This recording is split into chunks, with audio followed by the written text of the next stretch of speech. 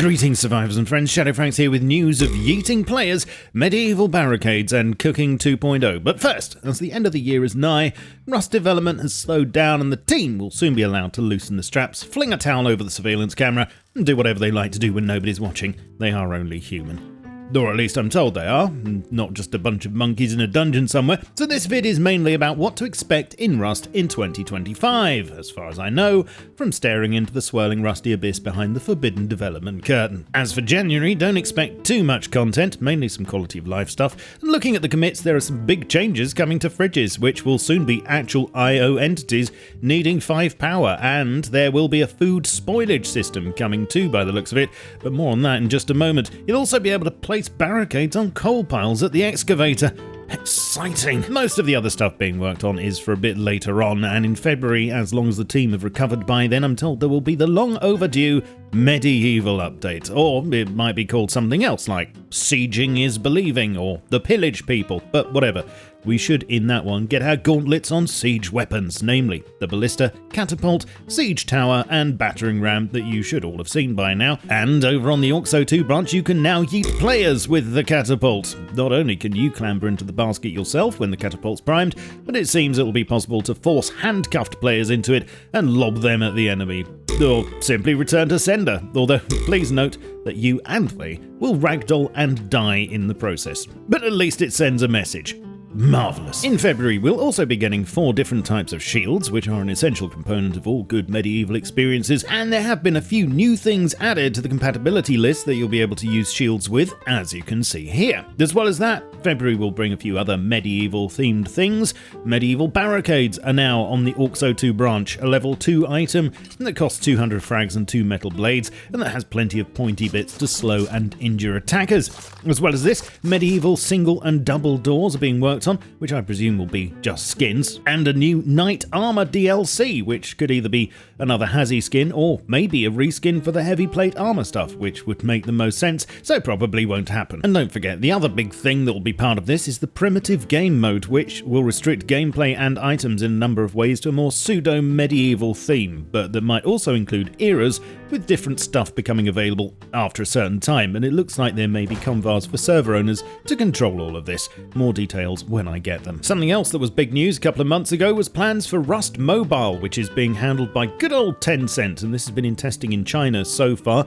There's supposed to be an embargo on gameplay footage, but shock horror, YouTube's full of it now. The official Discord was chock full of it for a while even, but although I haven't had hooves-on experience with it yet myself, I'm told feature-wise, it's surprisingly close to the PC version. Not sure yet exactly when we'll be able to test this outside of China, possibly early to mid-2025 as far as I know, and it'll be interesting to see how this sits in relation to the console version when it lands too. Speaking of Rust Mobile, you'll be wanting a top-notch device to play it on, won't you? Well, look no further than today's sponsor, the Red Magic 10 Pro, a sleek, stylish and powerful bit of kit with not a bump or notch to be seen, just a beautiful, uninterrupted display. With a stunning 1.5K resolution and a peak brightness of 2000 nits, you'll be able to see every detail even on the sunniest of days, and the 144Hz refresh rate, smoother than a freshly polished Rolls Royce, my friend. Under the hood, the powerful Snapdragon 8 Elite processor gives a 45% performance boost compared to previous models, and with up to 24 gig of RAM and a whopping terabyte of storage, it'll chew through anything you throw at it. But the real game changer here is the cooling system. This phone is the first ever to feature liquid metal cooling typically found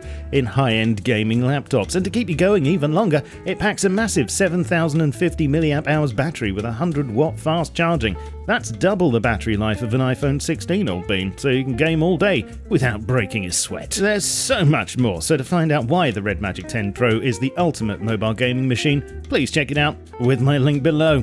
Back to the video. Further to ragdolling players on the Orxo 2 branch, there have been some changes to horses, with the way they turn being greatly improved, and players ragdolling with collisions and falls, which may well kill you now, and ice sculpting. That feature we were all waiting for with bated breath has been put back in the freezer. According to the dev blog, the team decided that the masterpieces we'd be creating just aren't up to scratch. Apparently, the fear is we'd only be able to produce poorly rendered aubergines and strangely shaped windmills. Of course, this is a paid DLC we're talking about, so it can't just be any old rubbish. It has to be top-tier rubbish at the very least.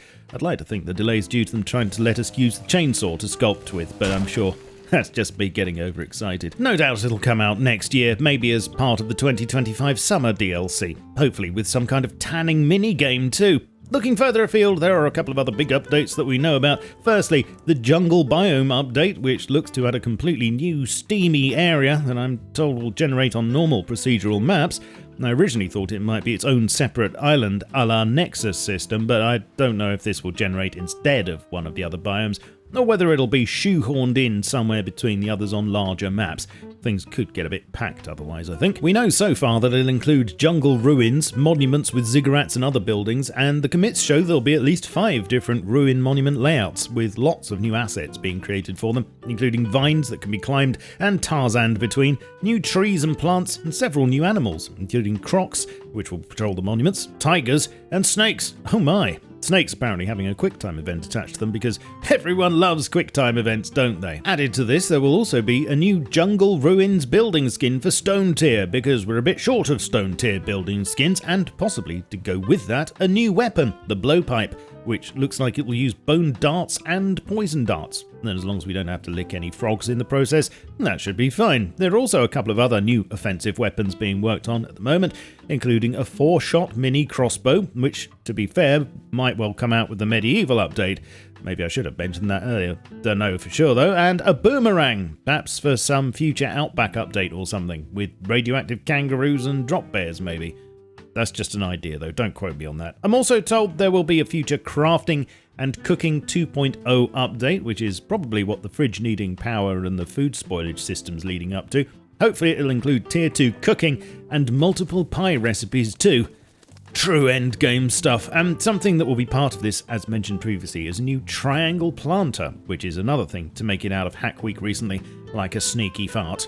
We've also got work on new clouds being done, and after recent updates to wolf intelligence and behaviour, the focus has shifted to the next most intelligent animal, scientists. They are currently going through a major revamp with lots of new behaviour around tracking players and making use of cover points, among other things. Going back to Hack Week projects, just looking over what was worked on in 2024 and some of the as yet unused ideas, which are in no way guaranteed ever to be added, I hasten to add, but you never know when they might be revisited in the future, subject to change. They include, in no particular order, new teas with a variety of effects, vehicle weapons such as mountable guns, chicken coops, new deployable targets, buriable loot, player graves, a pool table, box sorting, a scrap plane, paintable easels, a bandit king race which would see players facing off against the king of the bandits, whoever he is, and one that seemed quite definite but which is currently on the back burner, and that is a caldera biome with lava, something which Rust definitely needs. Let's face it. So plenty of potential, and let's not forget the team are also working on new ways to combat cheating, as has been mentioned in a couple of dev blogs over the year, mainly aimed towards what information's networked to reduce the effectiveness of certain cheats, and legal avenues to take down cheat content. Plus, there is a large body of ongoing work in the commits aimed at plugging various performance issues, so hopefully those things will come to fruition in 2025 too. Well, that's how the landscape lies in general as far as I can see with my rusty telescope, but as we get closer and more comes into view, I will of course let you know, so please stay tuned and sub if you're not already, leave a like and a comment, tell me what you're looking forward to. Check me out on all my socials, including my Steam group, and support the channel here via Super Thanks, YouTube memberships and Patreon. All links are below. I shall catch you all soon, but in the meantime, keep calm and stay rusty. Cheerio.